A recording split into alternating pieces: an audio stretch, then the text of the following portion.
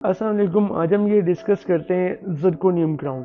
Zirconium crown के क्या क्या फ़ायदे हैं traditional porcelain fuse to metal crown के मुकाबले में, क्योंकि हमारे जो ट्रेडिशनल जो पोर्सलिन यूज़ हो रही है वो है porcelain fuse to metal crown के साथ, ठीक है, जिसमें मेटल स्ट्रेंथ देती है और पोर्सलिन कॉस्मेटिक देती है। लेकिन अब जो मॉडर्न टेक्नोलॉजी ने पोर्सलिन फ्यूज टू मेटल को रिप्लेस कर दिया है और जो अब जो है उसकी जो रिप्लेसमेंट है वो ज़िरकोनियम क्राउन है। अस्सलाम वालेकुम। हमने नोटिस किया है कि 92% व्यूज़ हमारे पास ऐसे लोगों की तरफ से आते हैं जिन्होंने हमारे चैनल को सब्सक्राइब नहीं किया।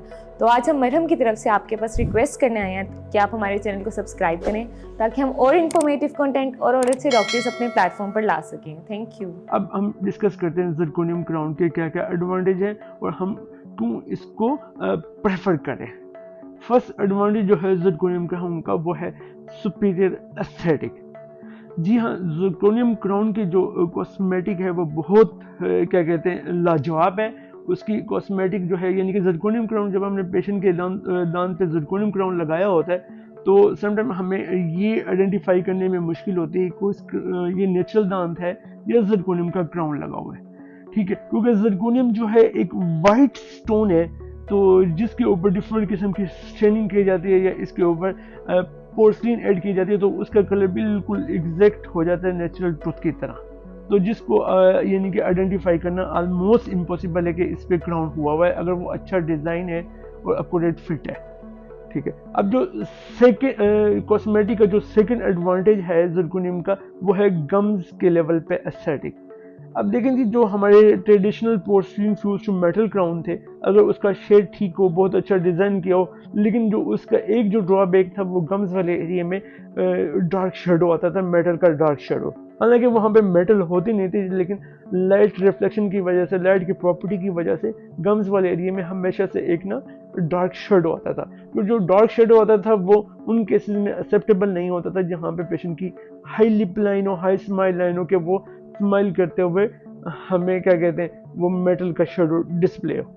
तो जो ज़िरकोनियम क्राउन जो है उसका ये सबसे बड़ा एडवांटेज ये है कॉस्मेटिक में कि वहाँ पे गम्स वाले एरिया में डार्क शेडो डिस्प्ले नहीं होता। जब गम्स वाले एरिया में डार्क या ब्लैक शेडो डिस्प्ले नहीं होता तो गम्स लेवल पे एस्थेटिक एनहांस हो जाती है, स्पेशली उन केसेस में जहाँ पे स्माइल करते हुए टूथ के साथ गम्स भी डिस्प्ले होता है, यानी कि नॉर्मल स्माइल लाइन या हाई स्माइल लाइन ऐसे पेशेंट में होती है तो हमें गम्स का एरिया डिस्प्ले होता है। अब जी जो थर्ड एडवांटेज है ज़िरकोनियम का ट्रांसलूसेंट नेचर है। अच्छा जी, जो हमारा पोर्सलिन फ्यूज टू मेटल है, क्योंकि नीचे मेटल होती थी ऊपर पोर्सलिन होती थी तो वो एक डल अपीयरेंस आती थी क्योंकि उससे लाइट पास नहीं होती थी। जब से कि ज़िरकोनियम की जो कॉस्मेटिक है वो इन्हांस है क्योंकि उससे वो ट्रांसलूसेंट मटेरियल है जिससे लाइट पास होने की वजह से नेचुरल लुक अपीयरेंस होती है, क्योंकि हमारे नेचुरल टूथ में एनेमल और डेंटिन होते हैं तो उससे भी लाइट पास होती है। जब लाइट पास होती है एक मटेरियल से तो उसकी ऑप्टिकल प्रॉपर्टी इन्हांस हो जाती हैं तो वो नेचुरल लुक देता है। अब सेकंड जो ज़िरकोनियम का एडवांटेज है वो है सुपीरियर मैकेनिकल प्रॉपर्टीज या सुपीरियर स्ट्रेंथ। अच्छा, ज़िरकोनियम जो है वो एक ऐसी, ज़िरकोनियम भी पोर्सलिन है लेकिन एक ऐसी पोर्सलिन है जिसकी स्ट्रेंथ बहुत ज़्यादा है। इस स्ट्रेंथ बहुत ज़्यादा होने की वजह से जो इसको जो नेम दिया गया है सिरेमिक स्टील। सिरेमिक स्टील होने की वजह से यानी कि बहुत ज़्यादा हाई स्ट्रेंथ होने की वजह से ज़िरकोनियम के क्राउन फ्रैक्चर होने के चांसेस बहुत कम होते हैं कि उसमें ज़िरकोनियम में कोई क्रैक आए या फिर वो क्या कहते हैं या फिर वो ज़िरकोनियम का क्राउन फ्रैक्चर हो जाए। जो ज़िरकोनियम की प्रोसेस है उसमें यानी कि क्या कहते हैं और वो वेयर हो जाए, वेयर भी नहीं होते थे यानी कि ग्राइंड भी नहीं होते थे। एक होते ना प्रोसेस ग्राइंड हो गए छोटी हो जाए, जबकि ज़िरकोनियम की प्रोसेस अपनी ओरिजिनल शेप स्ट्रेंथ मेंटेन रखती है, ठीक है। अच्छा, जो traditional porcelain fuse to metal crown में जो हमें सबसे बड़ा डिसएडवांटेज आ रहा था वो ये कि पोर्सलिन लगाते थे मेटल के ऊपर। ज़िरकोनियम तो पोर्सलिन यूजुअली जब ज़्यादा फोर्स पड़ती थी पोर्सलिन वहाँ से चिप अप हो जाती थी तो वो मेटल एक्सपोज हो जाती थी, जबकि ज़िरकोनियम क्राउन में ऐसा बिल्कुल भी नहीं होता क्योंकि ज़िरकोनियम जो है वो उसकी ऐसी पोर्सलिन है उसकी अपनी स्ट्रेंथ इतनी ज़्यादा है कि उसके फ्रैक्चर होने के और क्रैक होने के चांसेस न होने के बराबर है। जब जाहिर बात है एक चीज़ क्रैक नहीं हो रही, फ्रैक्चर नहीं हो रही तो उसकी जो लाइफ है वो बहुत ज़्यादा है। अच्छा जी, अब हमारा जो थर्ड एडवांटेज आ रहा है ज़िरकोनियम के साथ वो है बायोकम्पैटिबिलिटी। अच्छा, बायोकम्पैटिबिलिटी से मुराद ये है कि वो हमारे टिश्यू के साथ बहुत ज़्यादा फ्रेंडली है। ज़िरकोनियम जो है डायमंड से रिजेंबल करता है और ये ज्वेलरीज में बहुत ज़्यादा यूज़ हो रहा है।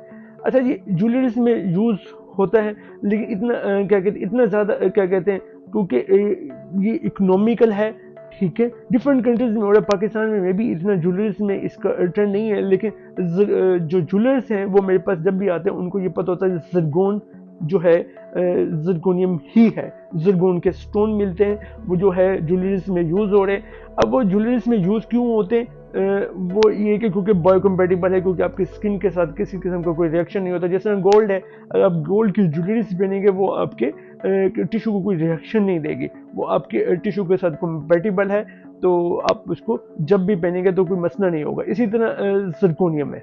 ज़िरकोनियम का क्राउन जब हम गम्स के अंदर लगाते हैं, गम्स के साथ अगर वो टच हो रहा है तो गम्स के साथ कंपैटिबल है, गम्स उसको आसानी से एक्सेप्ट कर देगा, क्योंकि ज़िरकोनियम किसी किस्म का कोई रिएक्शन नहीं करता। ज़िरकोनियम इनर्ट मटेरियल है।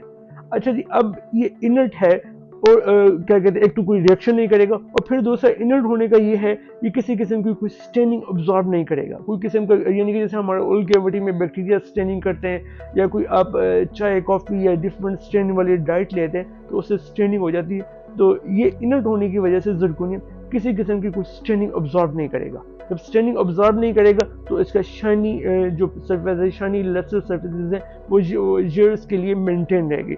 तो ये क्या कहते हैं, बायोकम्पैटिबिलिटी के साथ साथ ये सुपीरियर कॉस्मेटिक जो आपके हैं रिजल्ट वो भी मेंटेन रहेंगे।